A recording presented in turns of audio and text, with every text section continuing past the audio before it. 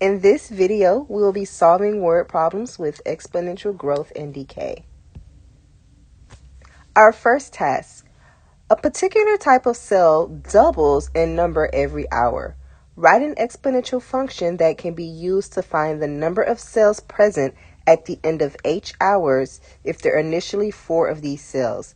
Use this model to predict the size of the cell at h equals 2.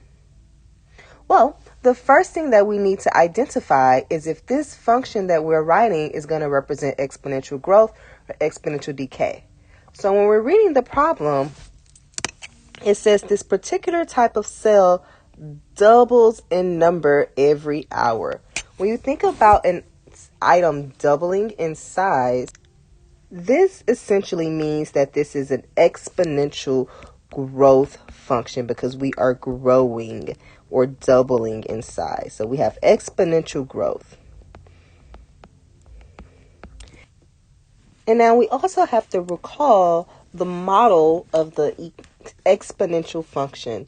So remember, exponential functions are modeled by y is equal to a times b to the x power.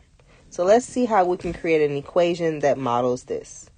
Well, if we look in our problem, it says that initially there were 4 of these cells.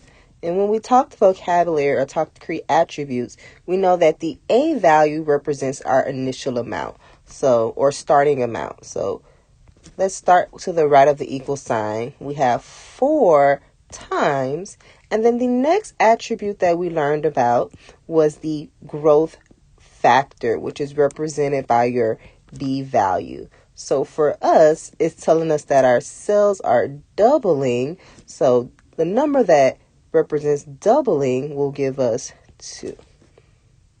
And then our time period is represented in the exponent.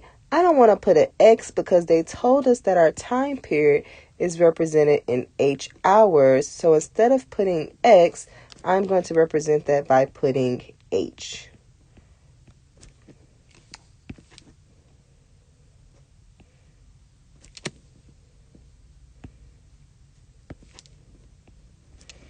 All right. And then the very last thing is that what do I want to put? Well, I don't want to put y because y doesn't really apply to this word problem situation. What are we talking about on the output? If we're inputting hours into our equation, what are we getting out? Well, we're getting out a particular number of size of this cell. So let's make this equal to n.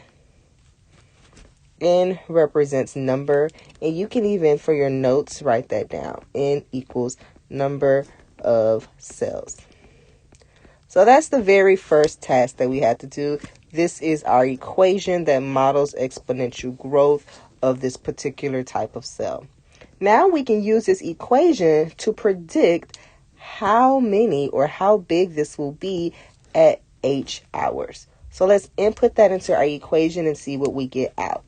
So n is going to be equal to 4 times 2 to the power of 2 for our hours of 2. Simplifying this gives us 4 times 2 to the second power, which is 4. And 4 times 4 is 16. Since we are in word problems, please try to put units. What are we talking about here? We're talking about our size. So I would put 16 cells. Okay, let's do another example or another task. There are 1,024 players in a tennis tournament. In each round, half the players are eliminated. Write an exponential function that can be used to find the number of players remaining in the tournament at the end of X rounds. Use this model to predict the number of players remaining after 3 rounds. So just like the previous problem, our very first thing in this task is that we need to determine if this function is going to represent exponential growth or exponential decay. We're reading the problem and using our context clues. It says that in each round, half the players are eliminated. If you are eliminating players, this essentially means that you are having exponential decay. Also, another indicator of exponential decay is that if we look at our exponential decay factor, it's at a factor of 1/2. Well, 1/2 is less than 1, hence we have exponential decay. So let's go ahead and write down our equation that will model that. So we know we're going to have y equals a times b to the x power of our time period, and then we know that b is less than 1 because we have exponential decay. All right, starting first with our initial amount or our starting amount, it says that there are 1,024 tennis players that start off in this tournament.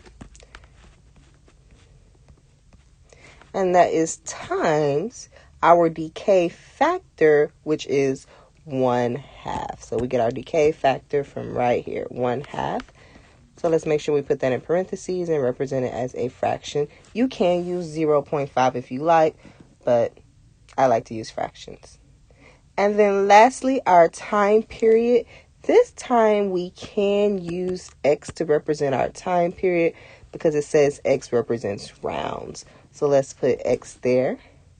And then this is going to be equal to, we're talking about the number of players remaining after the tennis tournament. So you can put N, but since we have X as our time period, I want to use f of X, a function of X.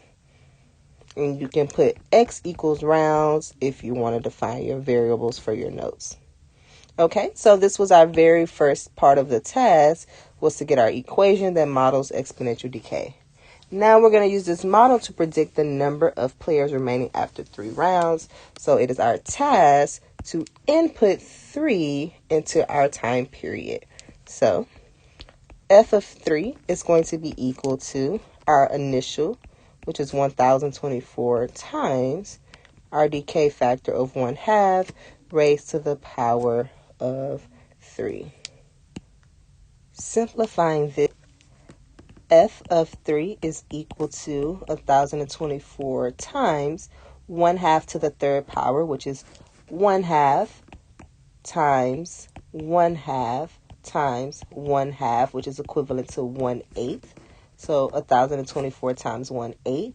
And then finally, if you multiply 1,024 times 1/8, there will be approximately 128 players remaining after the tournament. Or, yes, after the tournament. I hope this video better explains how to write exponential functions that model decay or growth in the real world, and how to use these models to make predictions.